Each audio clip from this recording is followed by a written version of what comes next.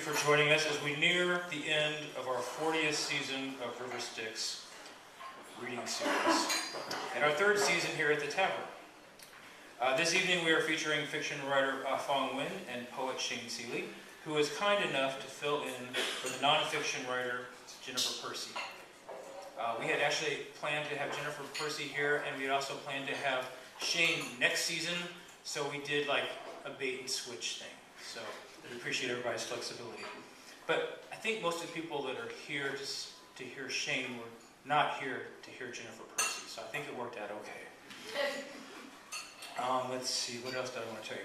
Oh yes, both writers have books for sale, courtesy of Left Bank Books, right out there. Along with the latest brand spanking new issue of River Styx, which we love. I hope you love this even half as much as I love this, because I love this cover, and the people inside here, even the ones I don't know, I love them too. So take a look at this. $5 tonight. You can get this and you can call it your own. You can put it on your bedside table and read yourself to sleep. Let's see, we also have information out there on our poetry contest. We have snarling dog decals to scare away the Philistines. And have I told you guys about this Schnooks? I have a feeling I have. But just to annoy the people who I have told this before to, you can donate to River Styx, and it will cost you nothing. Nothing. All you have to do is sign up through our managing editor, Lizzie, right over there. She's sweet and wonderful, and you'll love her. And all it does is cost Schnooks 1% of their profits, and they go to us. And we can tell who's really using them, Jen Tappenden. I see you at my Schnooks. I know how much you spend. I told you I'd make you blush here. But we can tell, and we get some, and every little bit helps. What else did I want to tell you about? Let's see. Oh, that's it. Oh, yeah, one thing. Since we're recording this reading, and you probably do not want to go viral on the website as the Rube at the River Styx reading, remember to turn off your cell phone.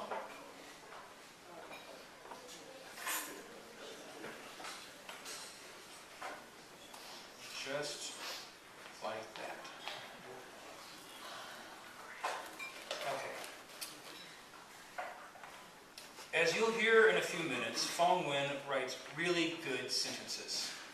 They are crisp, clean, imaginative, and surprising. But even more imaginative is his new book, pages from the textbook of alternative history, which Queen's Ferry Press released last year. The conceit is simple. Pages from a textbook recovered from a hard drive in a parallel universe, or possibly written in some kind of Coleridge-like state of mind by a computer technician. Textbook pages that give alternate versions of the history we thought we knew. Hitler as a mediocre landscape painter with political ambitions, Napoleon invading Louisiana, Ben Franklin as a clergyman, Columbus discovering Asia. Narrators range from the obsessed computer technician to Hitler's friend to Pharaoh's Nubian slave. The result is a fun romp through alternative realities that remind us of the arbitrariness of the past that make up our present, and the randomness and tenuousness of our present that will make up our next generation's future. It's also a fun way to learn or remember history, as this book is impossible to read without Googling something every 2 pages. And since it is a textbook, I also recommend reading at the end of each chapter the, quote, suggestions for class discussion, which I normally recommend skipping.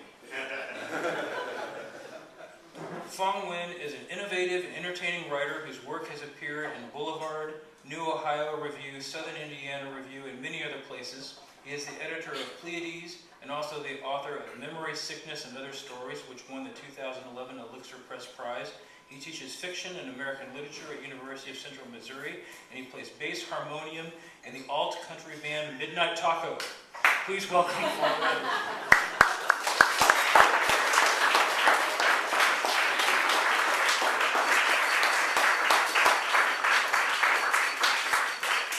Thank you so much, Richard, for the wonderful introduction. Thank you all for being here tonight to hear me read you a bedtime story. So, as Richard mentioned, pages from the textbook of alternate history concerns the plan A of various historical figures who failed at their original ambitions. And the fact that they failed is why history has happened in the way that it has. With the publisher and I labored over this jacket cover copy, so I just have to read it to you, if you'll indulge me. At critical moments in world history, every political, spiritual, and cultural leader foresaw a different destiny. Columbus had planned a western sea route to Asia. Hitler applied to art school twice. Joan of Arc prophesied that she would become a mother. It is out of their failures that history itself is made. What if the history makers succeeded in the fulfillment of the best laid plans? In pages in the textbook of alternate history, Phong Nguyen explores the myriad paths in which these icons of history made a different choice and got what they wished for. So I get to be a wish granter in this book, and it was a whole lot of fun to write. I hope you enjoy the story I'll read to you tonight. Anne Fadiman said that there are two kinds of readers, readers that are courtly or carnal with their books. And the courtly reader will make sure not to dog-ear any pages and will make sure not to underline anything. The carnal reader just kind of tears a book apart. I tore my reading copy apart, so this is a brand new, fresh copy that I'm reading for you tonight. So, inauguration of a new era. All right, so I think I'll read for you Joan of Arc, patron saint of mothers and soldiers. And the story behind the story is that Joan of Arc did once tell the governor of Vaucouleurs that she would sire a pope, a king, and an emperor. And of course, the fact that she was burned at the stake of age 19 prevented her from fulfilling this prophecy. So here it is, Joan of Arc, patron saint of mothers and soldiers.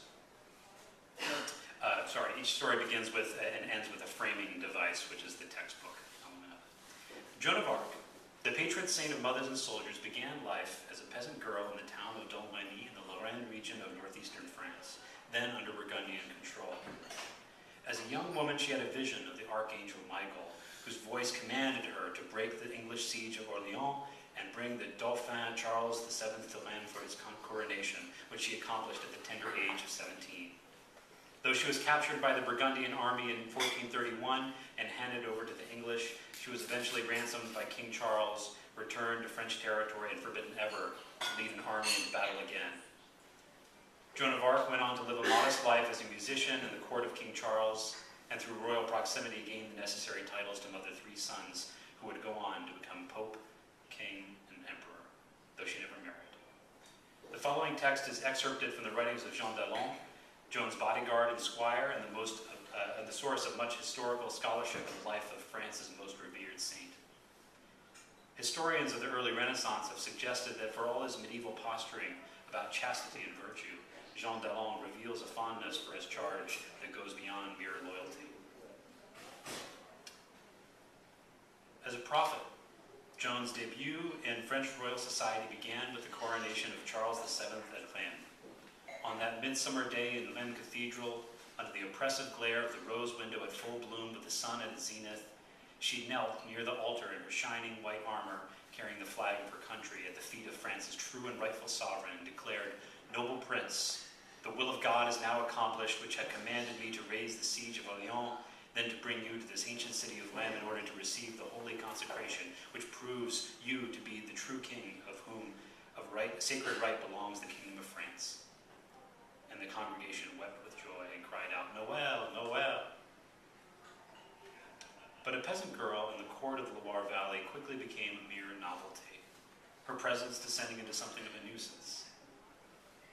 True, she had once been the savior of France and led its army to its first victory in generations, but they began to wonder, what name did she bear? What did she and the nobility have in common? At 24 years old, Joan still wore her armor everywhere she went. She still heard voices, and she was still as pure as the day she was born. Her virginity, which had been painstakingly discussed and proven by France's clerical leadership, had formerly marked her as an emissary of God, but now simply branded her an eccentric. I flush with shame when I recall the insults heaped upon this hero of France when she visited the home of Jean-Baptiste de Xanthai, one of her most loyal lieutenants after the war. At a feast held in her honor, Xanthai's wife turned and said to Joan, You tell the future. What a marvelous diversion. You should come to our chateau next week and tell us which of us will have sons and which will have daughters. And this was the most idle of insults, to which Joan replied most seriously, but madame, you will have no heirs. Such truth had never before been uttered in the presence of a French noblewoman. On another occasion, a group of younger nobles, merry with too much wine, put her to mockery for wearing men's clothing and voices too loud to be ignored. Joan, in her disarming manner, replied, "Indeed, I wear a man's armor and a man's sword." To which remark the men answered with sober silence.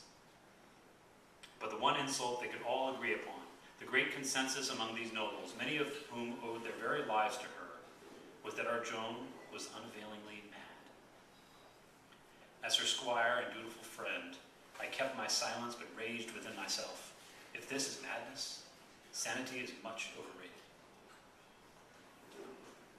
Charles VI, the late King of France and the father of Charles VII, believed that he was made of glass.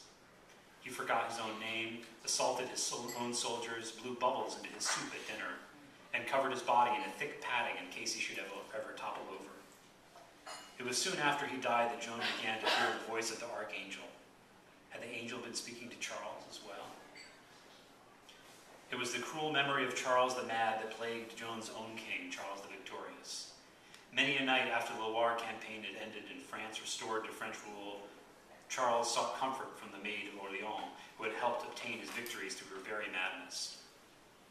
Young and of strong erotic proclivities, Charles had found himself magnetized by her charming, wholesome personality, even as his soul was subdued by the sense of her supernatural power. But Joan of Arc prized her virtue above all else, for it had become the seal of her divine favor. Yet rarely now did Joan resort to invoking God to chase the king out from her tent, as she had on certain nights on the march to Rennes years ago, shouting at the naked monarch, "Allez-vous-en, le fils de Marie!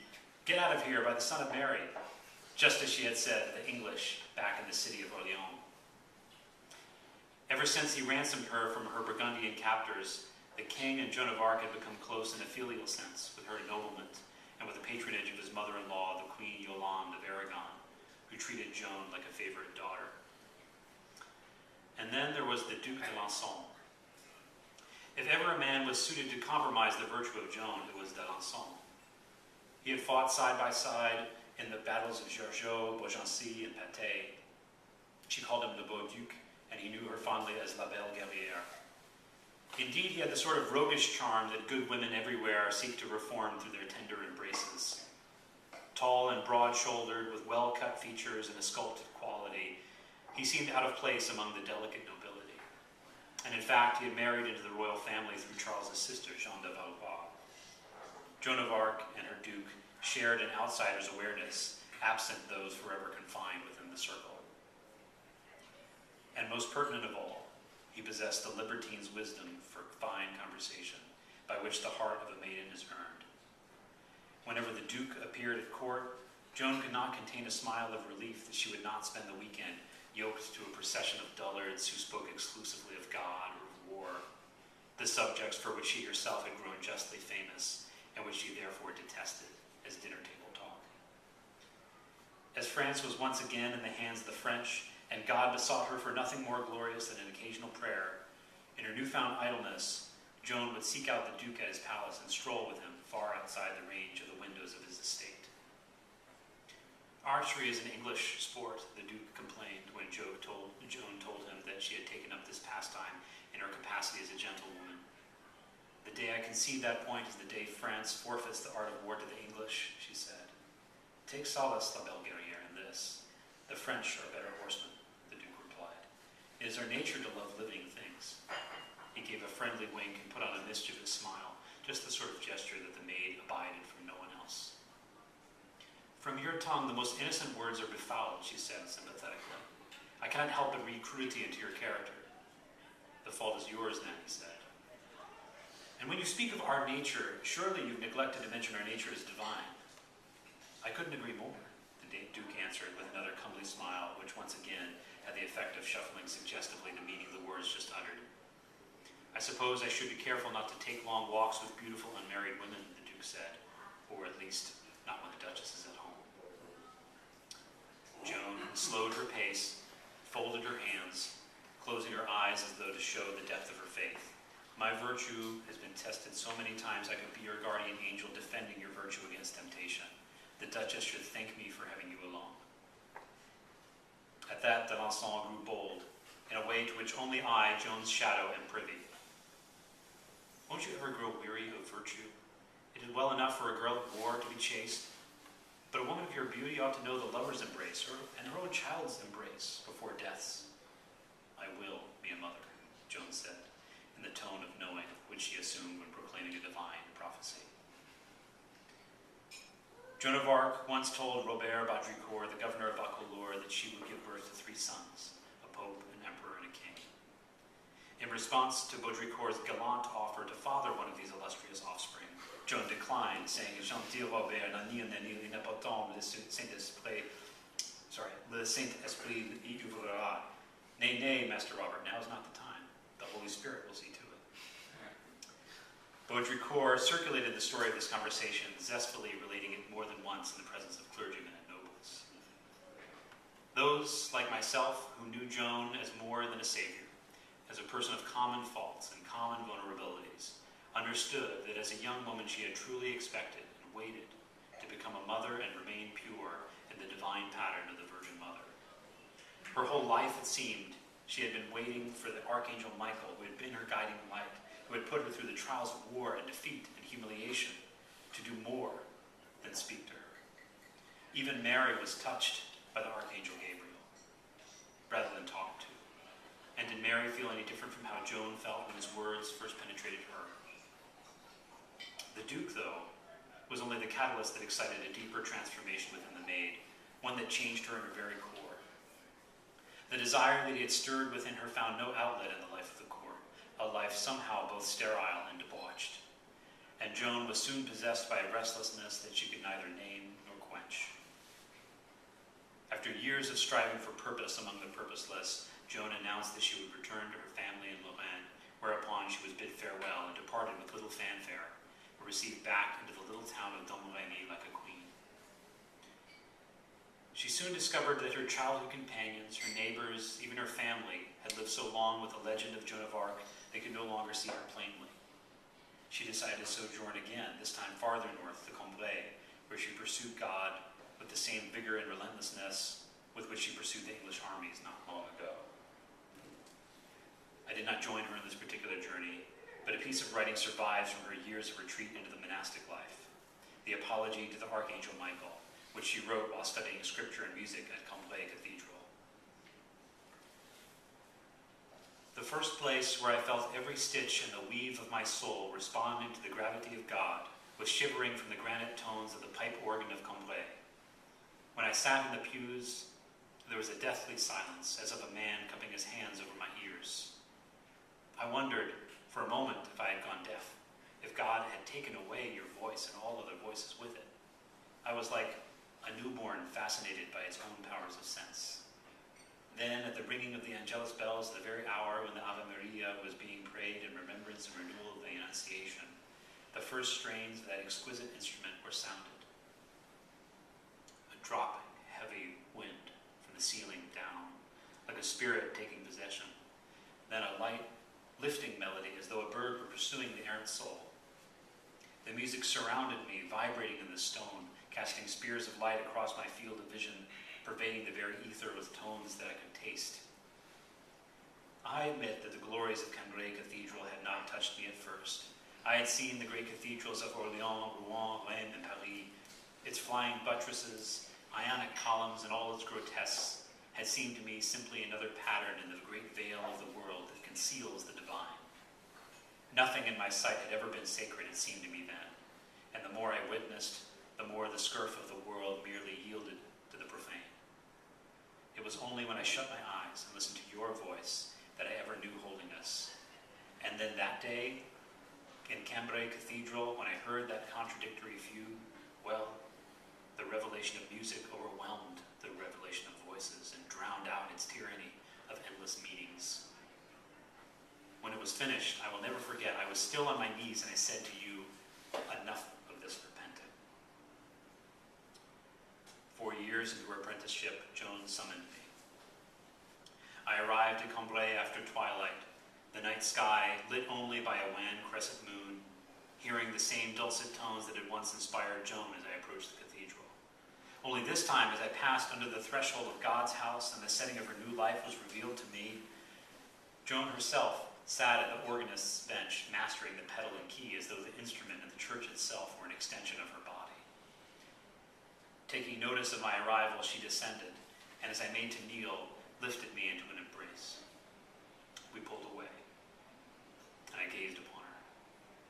It was the most startling transformation I have ever witnessed. Age was evident in her face now in the most appealing way. Each crease described a habit of emotion that she could no longer mask with piety. Her aloof and sanctimonious stare was gone. In its place were eyes that searched and found another self within the other's gaze. She had become human in a way that would have been startling to those who sought to deify her or to slander her. What war had wrought upon our Joan was nothing compared to the alchemy of time and music and solitude. Had these changes really taken place while living in the cold cellar of a church? I asked of her. No, Jean. God is more like a song than like a building. He does not sit by and wait to be crumbled, but is always moving in so many directions you cannot locate him and say, there is God, yet you always know he is there. Here again was Joan the prophet. In the most significant way, she remained unchanged. She had summoned me to aid in her first mission since the liberation of France, which was to find the Duc d'Alençon, who was destined to father her children. My disappointment must have been visible, because Joan put her hands upon my shoulders and brought her face close to mine, just as she had done with La Hiere's entrailles d'Alençon before a great battle. Her sense of purpose shone from her eyes as fervently as it had back then. I dared not question the resolve of this extraordinary woman to whom France owed her very existence. With my limited powers of mind, I cannot fathom the agonies to which Joan must have submitted herself in order to reach this crisis. La Pucelle, defined by her virtue, yearned now to become a sinner, one of the despoiled, an animal like the rest of us. She could not, as Mary had, be both mother and maiden.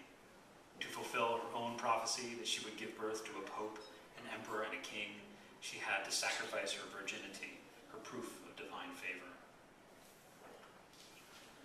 4 leagues out from the Duke's palace, with dusk rapidly approaching, Joan halted our party and announced that we would set up camp where we stood.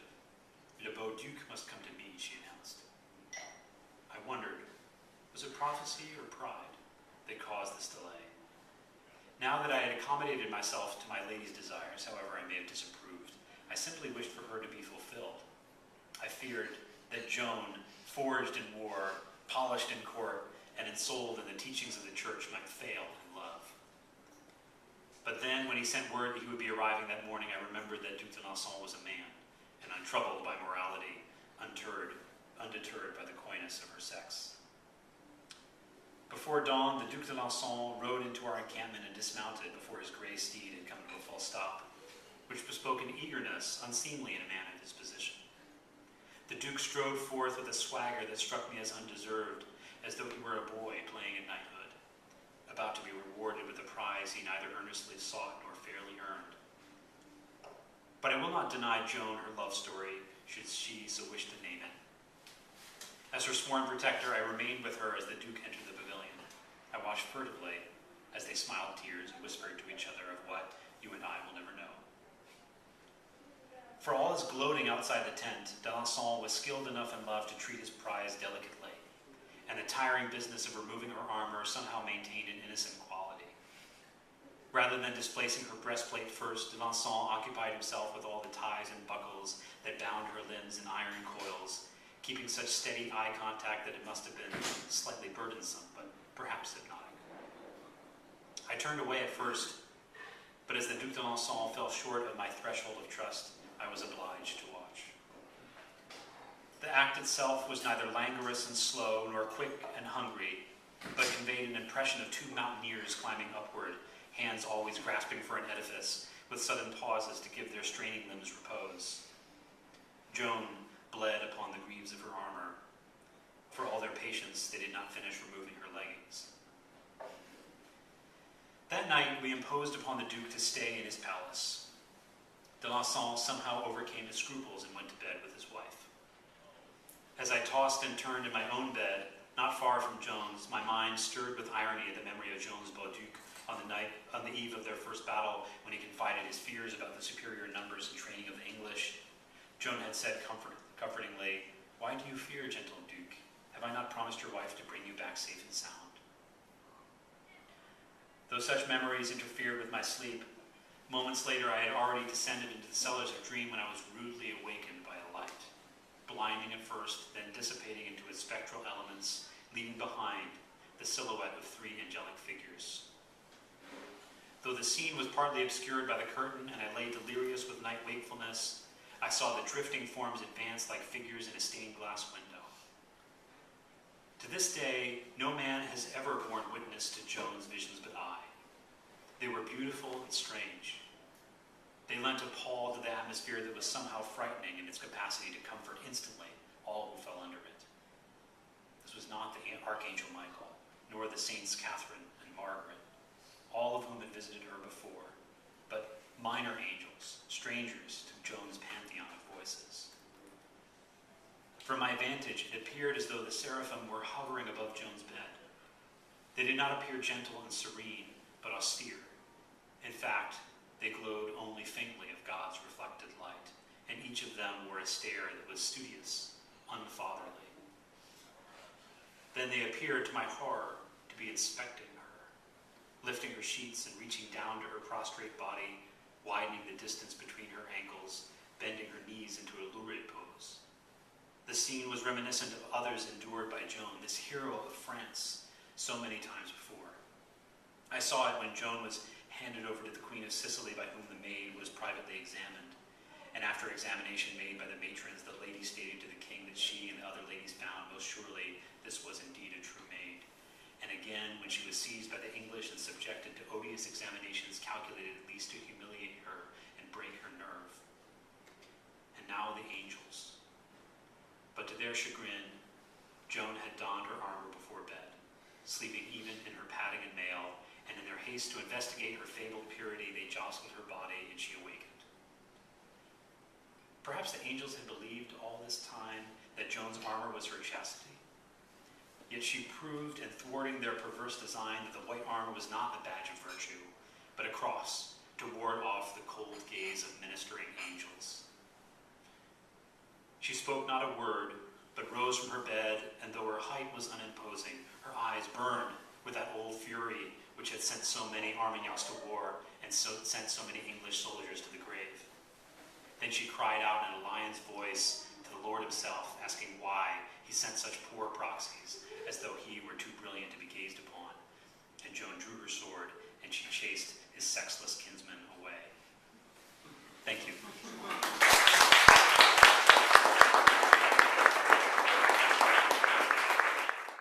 Assistant professor of English at the University of Missouri St. Louis. He's the author of The Snowbound House, winner of the 2008 Philip Levine Prize in Poetry, and the chapbook History Here Requires Balboa. His latest book, The Surface of the Lit World, won the Hollis Summers Poetry Prize and will be published next month by Ohio University Press. Please welcome Shane Stevie.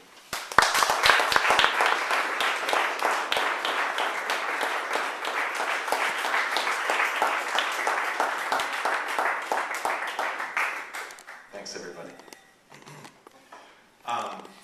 Thank you, Richard, for... Hey, it's Jeff. Thank you, Richard, for thinking of me at the last minute, and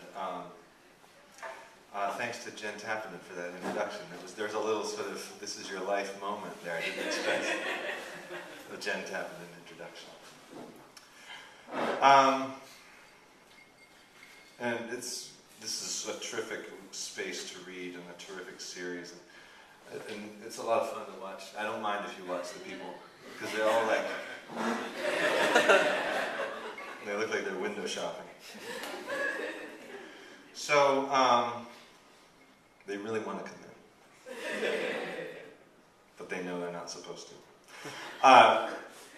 So I'll read some stuff from the first book, and I'll read some stuff from a couple from the chapbook and then some new. I'm going to set a timer here because not quite enough poetry is always better than too much, I think.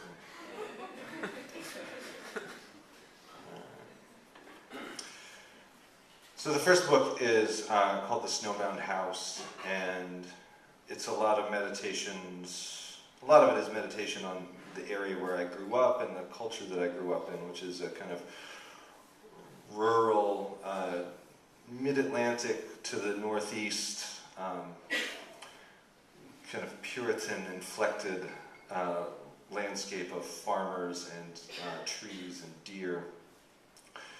And in the book are some elegies from my last remaining grandparents, and I'll start with one of those, the beech nut. See? I did not imagine such hands could be so delicate as he cracked the beech nut open and offered me the tiny jewel of meat inside. His palm was a field left fallow through the winter, in which I might watch white-tailed deer leap a fence or linger into dusk.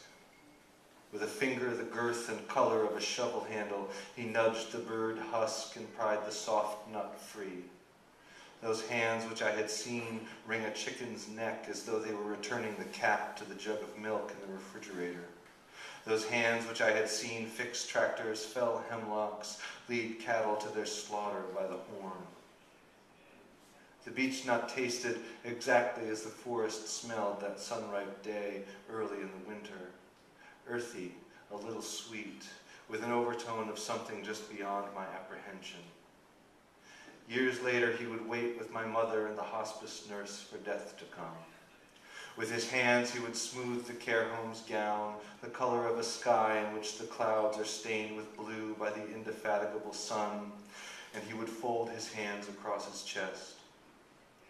Other times, he would raise those hands before his eyes and say to the shadows in the room, "What can a strong man do to leave this life?"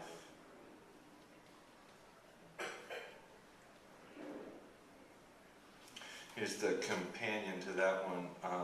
This is my first reading with glasses. I realized halfway through that my cheaters were still on my head. This poem is called "We Shall Not All Sleep," which is an allusion to 1 Corinthians 15:51, which in the King James goes, "Behold, I show you a mystery. We shall not all sleep, but we shall all be changed." After the smell of lilies filled the tiny country church, after we drove down valleys and across mountains through winter rain and fog and dissipating snow, after the funeral director took our coats and intoned in a low voice his professional compassion, a kind of snow itself, after the unexpected shock of first seeing the coffin, after the townsfolk and childhood friends moved through, offering their condolences, and after we shifted from one foot to the other beneath the burden of their sympathy, after the remembrances, after the sons, the daughter, their sons and daughters, after the old farmhand, the surviving sister, and the neighbor who one winter took all his meals beside her fire, remembered her kindness and good humor, as we suffered our own memories of her kindness and good humor. After the preacher mounted his podium and said, "For God so loved the world, and if Christ be not raised," after we took or did not take our consolations in the miracle of the resurrection, and after the fugitive sun shone through the stained glass shock of wheat just so, we gathered in the church basement around long tables and ate. The United Methodist women fed us ham and potato salad, Jell-O with fruit suspended inside. We remembered to each other that she, the absent one, had been one of these women, had served food and spoken kindly to the families of old farmers who had died in their hard beds or in the dust of their fields, and had received this kindness too upon the death of one husband and then another, as outside the rain began again. One of the United Methodist women cried, remembering her own dead husband, and was consoled. Upstairs in the empty sanctuary, the coffin and its contents removed, I sat alone in a middle pew. Through the floor came voices rising and falling together.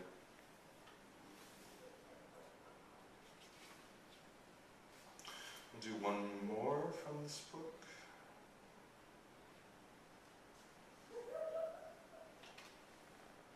The Embrace.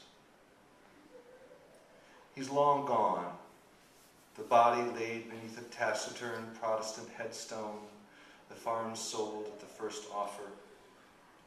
The same sort of headstone marks my father's plot in the same cemetery, one number left unchiseled. My father never wanted to be his father. None of us does. One man might take a country to war to not become his father, while another might only leave the farm for college and not return. Another man might pay a man to change the oil in his car. It doesn't matter. What matters is that one day when I, a grown man, was standing at my car, ready to retreat across the broad and broadening gap between my life and his, my father reached past the hand I offered him and, shyly almost, put his arms around my ribs and, saying nothing, held me there. Only later did I learn of the dream he'd had the night before in which his father returned.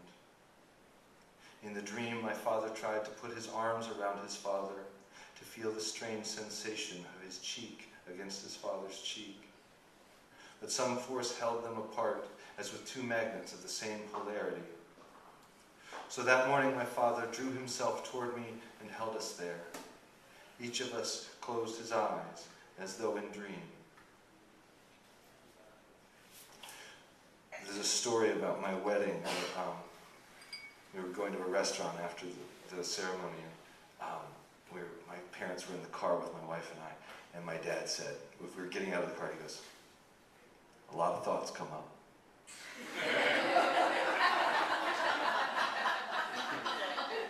And that was it. He just wanted me to know.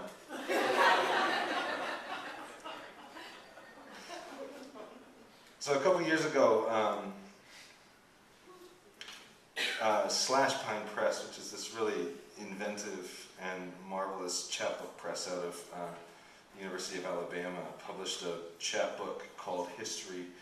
A chapbook of mine called History Here Requires Balboa, and there's a small essay involved in explaining exactly what in the world it is, but here's the short version. You know, there's the Keats sonnet on first looking into Chapman's Homer, in which he talks about reading Chapman's translation of Homer, which is a more sort of earthy, Anglo-Saxon, gritty style of translation.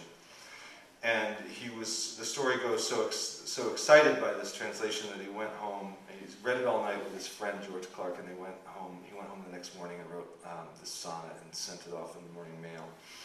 And in the sonnet is a mistake. He means to refer to Balboa, and he says Cortez instead, the French, Spanish conquistadors. And nobody said anything about that for a long, long time until Alfred Tennyson made this really, I think, beautifully British footnote. History here requires Balboa. And so it was an opportunity, I think, for me. For a long time, I just sort of wrote in my journals about that and meditated on what it was that I liked so much about that quote. And what came out was this little chapbook, and it's some stuff about the period of conquest, and stuff about writing, and stuff about the intrusion of one being into the world of another, which is also what I was doing. And so here's just a couple passages from it. As I said, the Chapman translation of the Homer was gritty and earthy and Anglo-Saxon, and the popular one at the time was Pope's translation, which was very urbane and Latinate and mellifluous. And Keats didn't really like it, which is one of the things that Lord Byron made fun of him for. So here's a little bit of Chapman's Homer, and then a little bit of me writing about Keats. Then forth he came, his both knees faltering, both his strong hands hanging down, and all with froth, his cheeks and nostrils flowing, voice and breath spent to all use, and down he sunk to death. The sea had soaked his heart through. All his veins, his toils had racked to a laboring woman's pains. Dead weary was he. And Keats, in his little sea-soaked heart, leaped up and cried to Clark, again, again. Each beat his own heart's beat, each syllable his name. Chapman's grit, the sand that cakes the lips of the shipwrecked sailor washed ashore. So this, I think you'd say, is a letter of sorts from Europe to the explorers. Name the men, the chieftains first, for saints and Spanish kings. Name the women you have claimed as yours. Name the bay in which the boats are anchored. Name the shoreline for the saint you prayed to above the first night's driftwood fire. Name the natives' villages, the trees, the healing herbs you traded for, the fish they fed you when you had eaten all your own. Name the town you scratched from local dirt, the vivid birds caged and shipped back to the queen. Name something for the queen. Name the river that you follow to the mountains. Name the mountains. Name the boats you build to navigate the river. Name diseases you've no cure for, and name the ground that bears the bodies killed. Name your trek across the land, and name the land. And when you reach the sea, declare its name for everyone to hear. Declare it yours. Cortez, one story goes, killed Montezuma with a stream of gold poured molten from its crucible into the crucible of the king's mouth. 5 soldiers had to hold him down, 1 to each arm, each leg, 1 with palms on his forehead like a nurse, while a 6th pulled from the embered fire the shimmering cup, the liquid offering.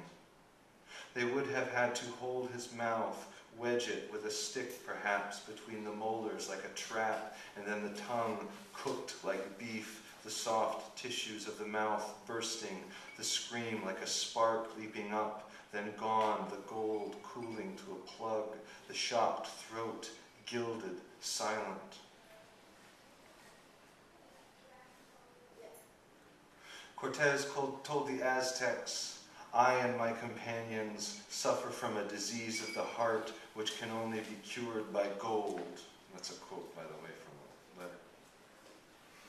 The natives gave their gold willingly at first, and still the Spanish suffered, asked for more, took more.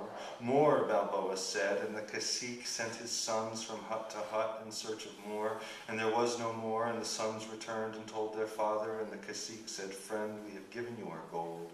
And Balboa nodded, burned the village down.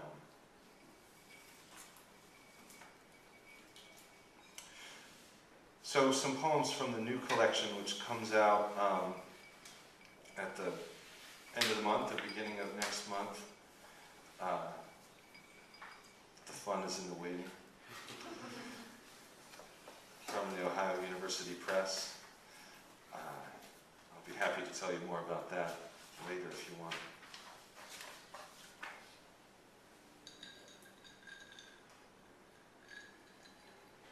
By the way, Phong, that story was really terrific. I enjoyed so much hearing that. And it's such a pleasure to meet you. Descent. Always after dark, the night before the trash man came, I lifted each black sack bulging from its metal can and piled it outside. Even with my back turned, I could see my parents in the warm light of the kitchen window, their conversation pantomimed. Above the garage door, a mercury lamp spilled a pool of bluish light not far enough to illuminate the whole driveway, which curved in its descent around a brushy bank. By the time I'd hauled my burden halfway down the drive, the only light was stars. The mailbox had a ghoulish face, and every tree had hands. Behind the boxwood, something coughed and snarled. A ghost sighed into the wind and kicked a stone that clattered out ahead, as if in warning of the dangers waiting where the driveway met the road. And so I raised my lone defense, the lone defense of children sunk in darkness everywhere. I sang. Not well or even sure of what I sang, I murmured first, then called more clearly against all lurking terrors. I pitched my boy's falsetto against the black glass of rising night, as if to crack it, as if to punch a gap that light might run through. I sang the bags to their resting place, then turned to face the path, the silent trees, the surface of the lit world. I sang returning too, wary of the fate of those who look behind.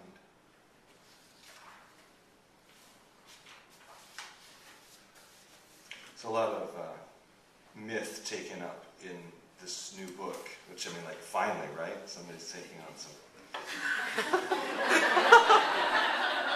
classical myths. It's about time. The fledged boy. The versions of the story you have heard aren't true. These are my father's wings in the same way that this is his nose. Not by him, but of him. I was born with an egg tooth and a pale fringe of feathers down each arm, like he was. He taught me how to hide them beneath the loose clothes my mother sewed, sleeves wider than a marmot's burrow. But he taught me too to groom them, to keep this coastal dust out of their grain. Each night I'd pull my left arm, then my right across my chest and smooth each plume between my fingers till it shone. This is how I knew that I belonged to him. How could I refuse then when he said that we would fly out of that tower home? I'd never used my wings before, not even to soften a fall when I jumped from a tall rock by the shore. I wanted no one to see me, wanted no one to know what I knew. When I removed my shirt, the sun glowed like a candled egg in the single window of our cell. I felt my feathers stand in the air that leaked in off the water. My father looked at them, and I could see that he was proud. He asked if I knew what I needed to do. I told him the truth, that I did.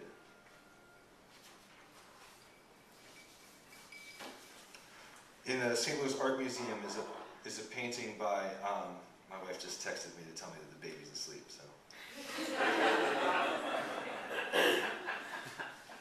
It's been touch and go lately. There's a painting in the St. Louis Art Museum by Artemisia Gentileschi called Danae, and the story of Danae, the story that most of us know of Danae. Zeus impregnates her in the golden rain. Zeus is always impregnating somebody. But the version of the story, the Italian version of the story that Gentileschi paints is a rain of golden coins. Danae. Witness Zeus as golden coins cascading in the dark air of Danae's locked room, collecting in the crevice of her naked thighs, squeezed between her clenching fingers. A marble roundness at belly and calf, a breath of pink at cheek and throat, head thrown back, eyes lidded in her pleasure's dark retreats. The draped hair, the scarlet coverlet beneath her on the bed. And look beyond her to the maid, clothed in rough fabrics to the wrist, her scarved head turned upward, turned away from her writhing mistress, who lifts her dark blue skirts to catch the gold that rains from nowhere. Imagine the women, their chambers as close and quiet as a closed mouth, hearing the first soft thud of a coin on the bed, then another, then more, rattling the stones of the floor, pelting the dark walls, and they turn their faces toward the strange light, now filling the air with gold, each coin imprinted with the visage of a god.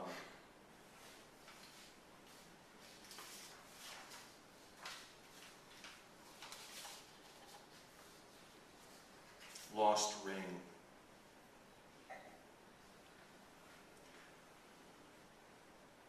My finger drawn thin in the cold sun of late December, the ring slid insensibly somewhere into nowhere, invisible among the understuff like a gnome's treasure. The first sign was the sensation of the raw air around the little band of skin the ring had rested on. Had it fallen in the leaves I'd left unraked about the yard, now sogged into a mat between the tufts of grass? Had it flown off when I threw into the weedy edge the dregs I'd dredged from the bird bath's almost ice? Had it rolled among the dead stalks of the asters left unpruned? So much grows overgrown if not attended to. I keep imagining its glint against the lowered sun, its silver O, not quite the O it was before the world reforged it, and the line inscribed on its inside face, gone inscrutable beyond the threshold of the red world. The sun stubs itself against the trees. Here's my hand, uninscribed, empty as the ring now lost to the history of dirt, now remembered by the small weight of its absence.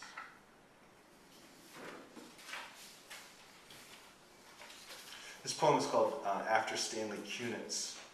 And it's really only after Stanley Kunitz in maybe two ways. One is that it's a poem about being an only child, which is one of very few things that Stanley Kunitz and I have in common. And the other is that I sort of imagined when I was writing it that kind of high lilting voice that Stanley Kunitz would read in, if you've ever heard him read. I'm not going to do it here, although I'm not above that. After Stanley Kunitz. It was an only child's game.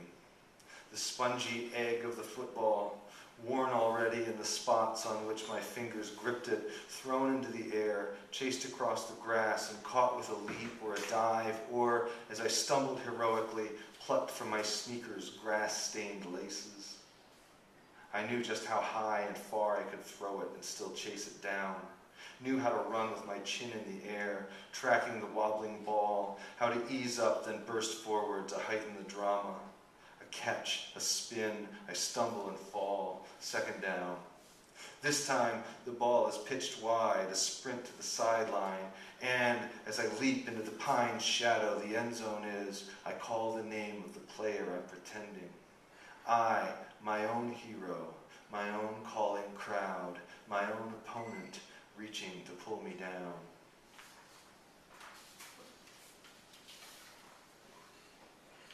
One summer, Sonia and I, my wife and I, have lived here since 2002.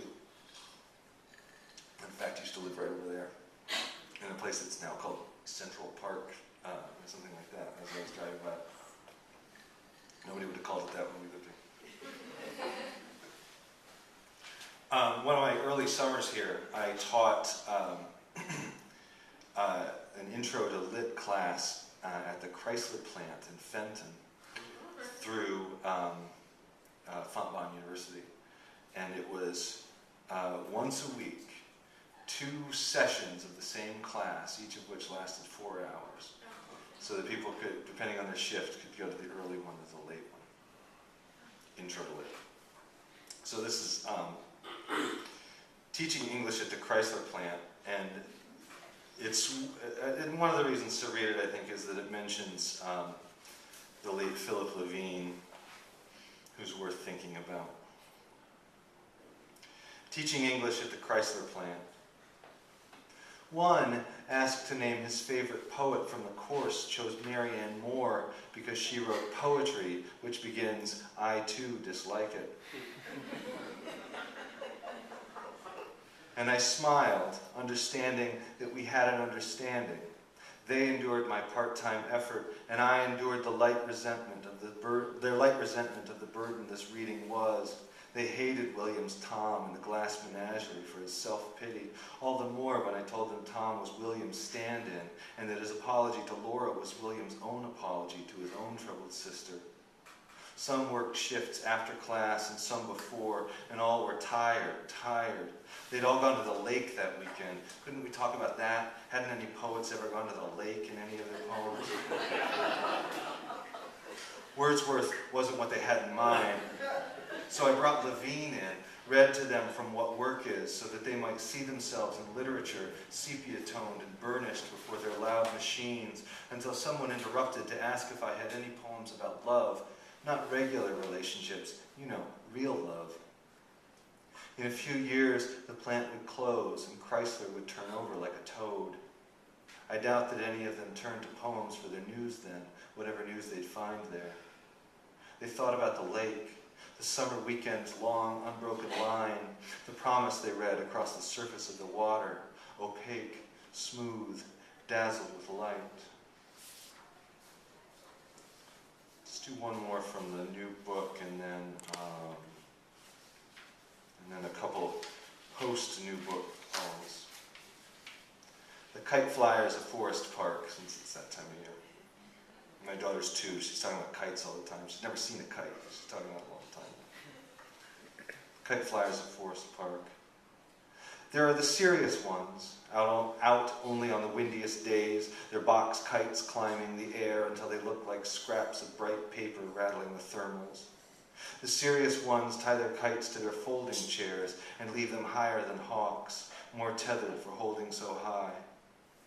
The ones we love to watch, though, fly the cheap plastic kites, brittle rib, cellophane wing. They judder and dance overhead. They drop like shot pheasants. They struggle to gather the breeze. Once, we watched a young father toss his kite in the air and sprint into the wind. The kite wobbled, then rose, dipped, and then climbed. The kid squealed, his dad turned and returned, and the breeze climbed the kite's back, and the kite dragged in the grass as he ran.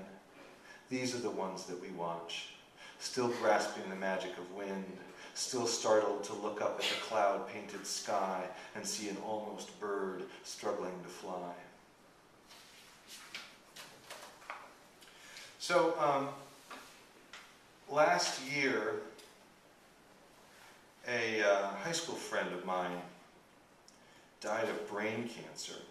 He was 41, and he was a day older than I. And he's been a really kind of an able muse for me since then. I've written a few poems directly to him. And this one is called Feeling Good Night and She Is Love, which doesn't sound like it makes any sense, but I think it'll make sense in a second. The other thing to note, just in case it throws you in this poem, is that I've become sort of obsessed late at night with listening to podcasts of old radio dramas from the 40s and 50s. Feeling good night and she is love. Oh, and there's also, it's a quote from a Facebook post in here, and I couldn't say Facebook in a poem, so you'll figure out. It means Facebook. Feeling good night and she is love.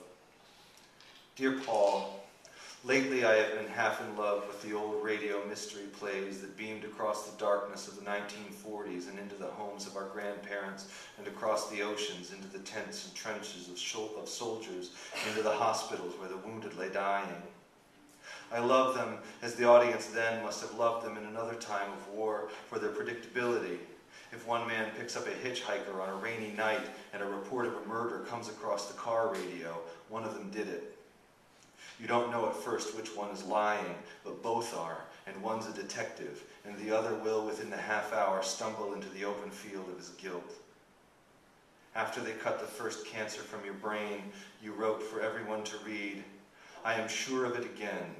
Thank you, Lord. Feeling good night, and she is love. Angie is my might halo, the wildest love. And it was so beautiful, we knew you could not die. And Angie, who salved the wounds the staples made along your scalp, you stood up again and married her, and good for you, beside the ocean. Of course, you suspect at first that the detective is the murderer. He is grave and strange, and his shoes are thick with mud, and the driver seems almost overwhelmed by just the weather. But that's the trick of it. The mouse of a man who beats his spinster aunt to death for money she doesn't have, then beats it trembling to the coast. When the cancer came back, you called on God again, said you felt him strong in you, though I'd like to think that what you felt was, at long last, love. But even that was not enough to keep them from opening your head again. You wrote, Angie has my team all needed. You wore a t-shirt that said, I had brain surgery. What's your excuse? At the end of every mystery, someone must tell the story of what really happened, because what makes it a mystery is that we arrive too late to know. The cancer killed you. 2 men got into a car and one of them died and the other was cancer. We know the story well. Sooner or later, the world is just 2 voices in the dark. Cruelty and fear like rain on the windshield, the blind curve, the stranger up ahead.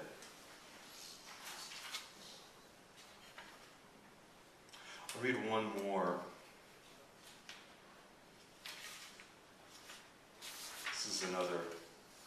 This is a sort of elegy for Paul Schiller as well.